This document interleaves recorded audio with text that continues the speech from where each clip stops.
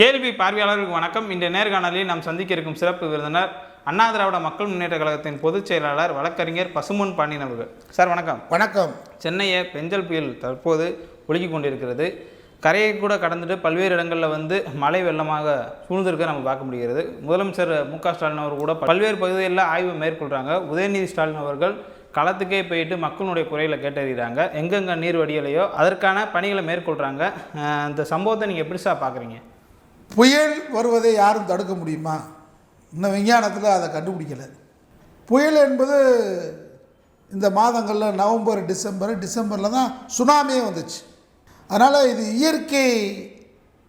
இயற்கையாக உருவாகக்கூடிய ஒரு இயற்கை வேலை. ஆனால் அதற்கு முன்பாக மழை மிக கனமழையாகவும் பெய்யலாம், தொடர்ச்சியான மழையாகவும் பெய்யலாம், எதிர்பார்க்காத சுனாமி மாதிரி கூட வரலாம். இதையெல்லாம் எதிர்கொள்வதற்கு மனித சக்தி, அறிவியல் சக்தியை பயன்படுத்தி மக்களை பாதுகாக்கின்ற நடவடிக்கையில் அரசு முன்னெச்சரிக்கையாக நடவடிக்கை எடுக்க வேண்டும் என்பதுதான் எல்லோருடைய விருப்பம். நீங்கள் அதிமுக கடந்த ஆட்சியில், எடப்பாடி பழனிசாமி தலைமையிலான ஆட்சியில் எதுவுமே அவங்க கட்டமைப்பு பணிகளை செய்யலை. 4 ஆண்டு காலம் அம்மா இருக்கும் போது கூட சில கட்டமைப்பு பணிகளை செய்தார்கள். ஆனால் எடப்பாடி காலத்தில் அது சுத்தமாக அவங்க எதுவுமே பண்ணலை. அவங்களுக்கு பண்ணுறதுக்கான வேலையும் நேரம் இல்லை. லஞ்சம் வாங்குவதும் கோடி கோடியாக கொள்ளையடிக்கின்ற வேலையில் தான் அன்னைக்கு இருந்தாங்க.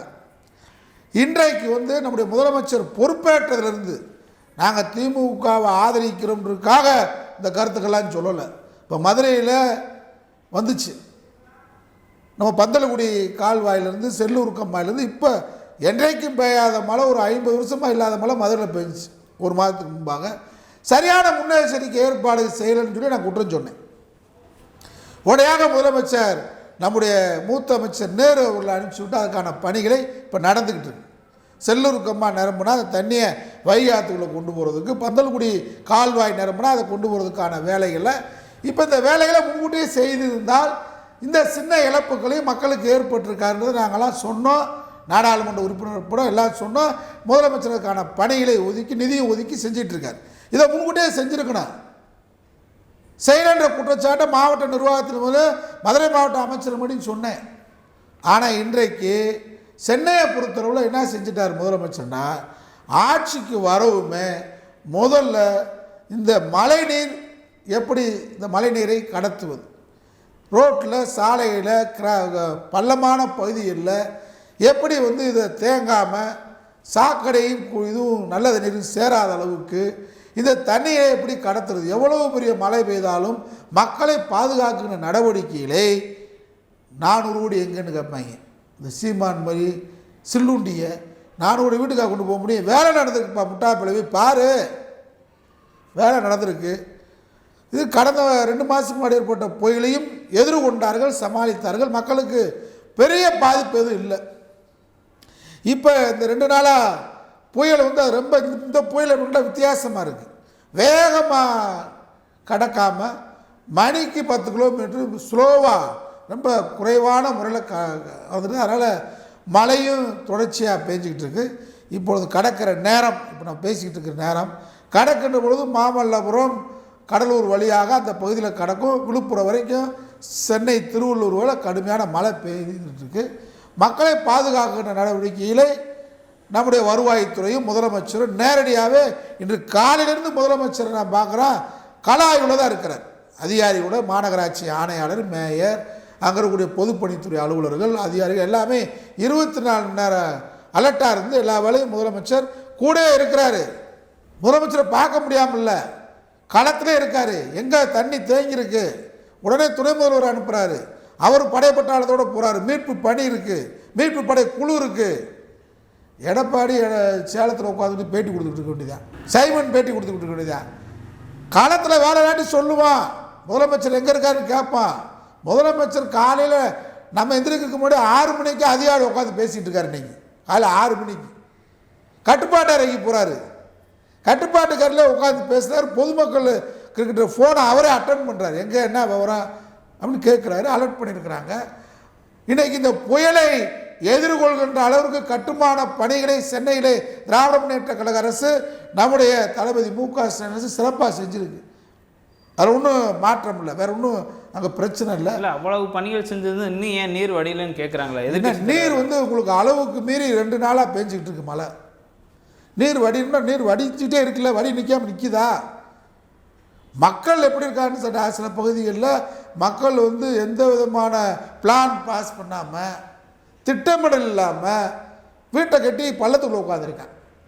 அங்கனக்குள்ளே நீர் அதுக்கும் இவங்க வண்டியில் அனுப்பிச்சுட்டு இந்த நீரை எடுக்கிறாங்க. இயந்திரம் மூலமாக மோட்டார் பொருத்தி வண்டி, மாநகராட்சி வண்டி போய் எடுத்துக்கிட்டு இருக்கு. மக்களும் எங்கேயாவது வீடு கட்டினா போதும்னு சொல்லி பள்ளத்தில் போய் வீடு கட்டிருக்கேன். அப்படி இடத்துல ரொம்ப சிரமமாக இருக்கும். நம்மளே நீங்கள் சென்னைக்கு என் கூட வந்தால் தெரியும். முடிச்சூர் பகுதியில், அந்த குளத்தூர் பகுதி, சில பகுதிகளில் பார்த்தா வில்லிவாக்கம் இதெல்லாம் பள்ளத்தில் வீடு கட்டி உட்காந்துருக்கேன். அவனையும் பாதுகாக்க நீ பள்ளத்தில் வீடு கட்டி போடான்னு சொல்லலை, அந்த வேலையும் நடந்துக்கிட்டு இருக்கு. சாலை போக்குவரத்துலாம் போயிட்டுருக்கு. சாலை நீங்கள் கடந்த 2-3 வருஷத்துக்கு முன்னாடி பார்த்தா இந்த மலைக்கு 18 சென்டிமீட்டர் மலைக்கு சாலையில் போக்குவரத்தை தடைபட்டுரும். இப்போ எல்லா தமிழ்நாடு முழுவதும் போக்குவரத்து போயிட்டுருக்கு. சென்னைக்கு மக்கள் போயிட்டுருக்காங்க. சென்னை வராத அடைபட்டு போச்சுன்னு சொல்லலை. இப்போ இவ்வளோ பேசுகிறாங்கல்ல, அடைபட்டு போனது என்ன தெரியுமா? அந்த புயலில் சாலை போக்குவரத்து நடந்துக்கிட்டு இருக்கு. சாலையில் தண்ணியே போகலன்னா எப்படி சாலை போக்குவரத்து நடக்க? மக்கள் இருசுக்கு வாங்குறதுக்கு போயிட்டுருக்காங்க. ஆவின் பால் தட்டுப்பாடு இல்லாமல் கிடைக்கிது மக்களுக்கு. கடைகள் திறந்துருக்கு. மகிழுந்துகள், சிற்றுந்துகள் எல்லாம் போயிட்டுருக்கு. இயல்பு வாழ்க்கை முடக்கப்படலை, இப்போ வரைக்கும் முடக்கப்படலை. இன்னும் இதை விட 1 மடங்கு மழை பெய்தாலும் அதை எதிர்கொண்டு மக்களை பாதுகாக்கின்ற வேலையிலே திராவிட மாடல் அரசு கட்டமைப்பு பணியை செஞ்சு முடிச்சிருச்சு. ஆனால் ஒன்றிய அரசு இவ்வளோ குறை சொல்கிறாள். எச் ராஜா, இந்த சங்கி கூட்டம், இந்த சங்கி கூட்டத்துக்கு துணை போகிற எடப்பாடி கூட்டத்தை கேட்குறேன். காலையிலேயே விமான நிலையத்தை இழுத்து மூடிட்டாங்க. இதை யாராவது பேசுங்க. விமான நிலையம் இழுத்து மூடியாச்சு. விமான போக்குவரத்து தான் இப்போ தடைப்பட்டிருக்கு. யார் கண்ட்ரோலில் இருக்குது விமான நிலையம்? உங்களுடைய கட்டுப்பாட்டில் தானே இருக்குது. சென்னை விமான நிலையம் இழுத்து இன்னைக்கு காலையில் 6 மணிக்கே மூடியாச்சு. எந்த விமானம் வரல, போக்குவரத்து இல்லை. விமானம் ஓடுதலை பூரா தண்ணி.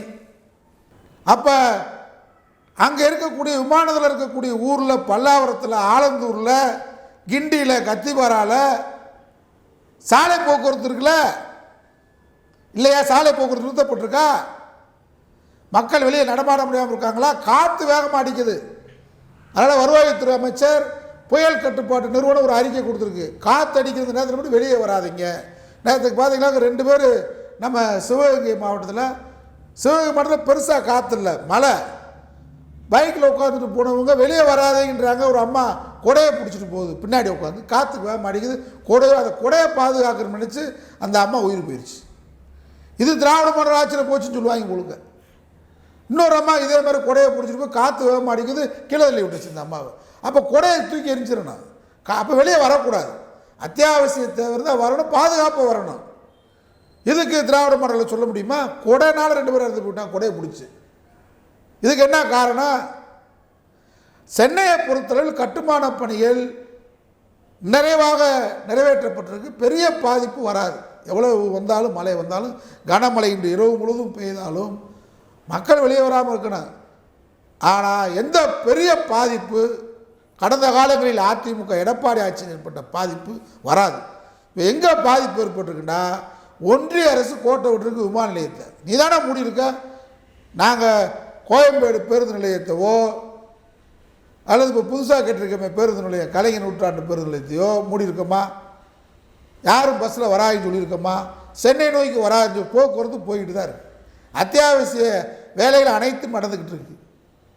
பாதுகாப்பு கருதி அரசு அலுவலகங்கள் சனி ஞாயிறு விடுமுறை விடப்பட்டிருக்கு.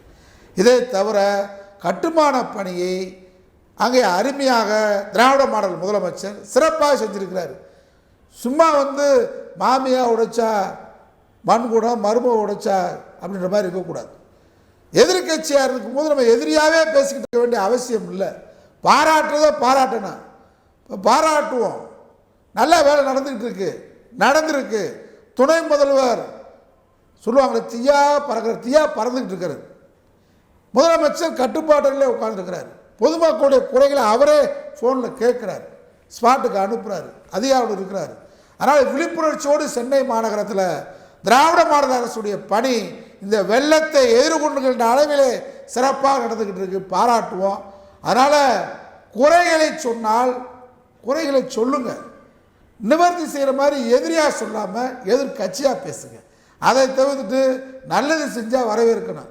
முதலமைச்சருடைய வயதுக்கு களத்தில் இருக்கார், ஃபீல்டில் இருக்கிறார், கள போராளியாக முதலமைச்சர் வெள்ளப்பகுதியை பார்வையிடுகிறார், செயல்படுகிறார், பாராட்டுவோம். நன்றி சார். நன்றி.